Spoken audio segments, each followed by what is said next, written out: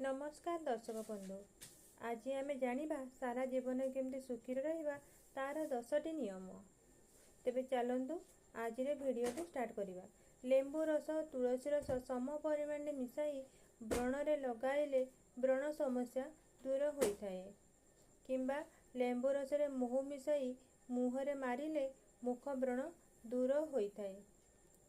अँला रस रे लेंबू रस मिसाई मुहरे मारिले कुंचित रेखा दूर हेब। सकाळे 1 कप पानी रे गोटे लेंबूर रस और 1 चामच महू मिसाई पीले चर्बी कमी देहर ओजन कमी जीव। जदि मो वीडियो रे आपण नुआ तेबे मो चैनल को सब्सक्राइब करने को भूलिबेनी। आउ जदि मो हेल्थ टिप्स टी आपण को भल लागुची तेबे लाइक करने को केबे भी भूलिबेनी। पेक कला पड़ुथिले लेंबू को काटी 10 मिनिट प्रत्येक दिन दागरे घषिले कला दाग क्रमशः लिभिजिव। टॉन्सिल बढ़िले अध चामच हलदी गुंड सहित अल्प लुण मिसाई गोटे ग्लास गरम पानी रे पकाई रोगी को दिन रे 3-4 थर कुली करने को देले टॉन्सिल शीघ्र भल होइथाए। एमिति आहरी भल भल टिप्स जानिबा पई मो चैनल को सब्सक्राइब करने को जमा भी भूलिबेनी। वर्षरे कम से कम 5टी जामुकोली अवश्य खातु।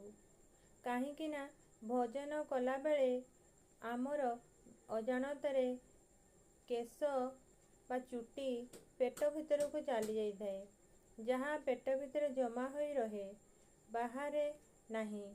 किंतु किछि जामुकोली खाइबा द्वारा ताहा सहजरे बाहरी जाई थाए। जदि आपण सूता किंबा अन्य कोनोसी जिनिस हजम न होबा जिनिस जदि आपण खाई देथिबे तेबे जामुकोली खाइबा द्वारा ताहा शीघ्र हजम होई मल रे बाहरी जाई थाए। महुमाछी कामुड़िले आक्रांत जगार लुण चूरा और किरोसिन तेल को मिसाई रगड़िले सांगे सांग आराम मिलता है। पियाज रस रे 7-8टी भूषण पत्र मिसाई बाटिबे। एथिरु 1 चामच दही मिसाई केश मूल मालिश कले केश घन होई गोटे मासरे केश लंबा होई थाए। थरे परीक्षा करंतु, निहाती काम रे आसीबो। मुहर तेलियापण दूर करने पाई बेसन रे अल्प दही मिसाई एक पैक प्रस्तुत करी मुहरे लगातु। देखिबे मुह किपरि उज्जवल देखाजिवो। 10 जदि परिस्रा पड़ा हेउची तेबे 7टी आंबर डेंफ को चबाई सेवन करने द्वारा संगे संगे परिस्रा पड़ा बंद हो जाए थाए। जदि मो वीडियोटी आपको भल लगी तेबे प्लीज लाइक करने को एवं कमेंट करने को जमा भी भूलिबेनी।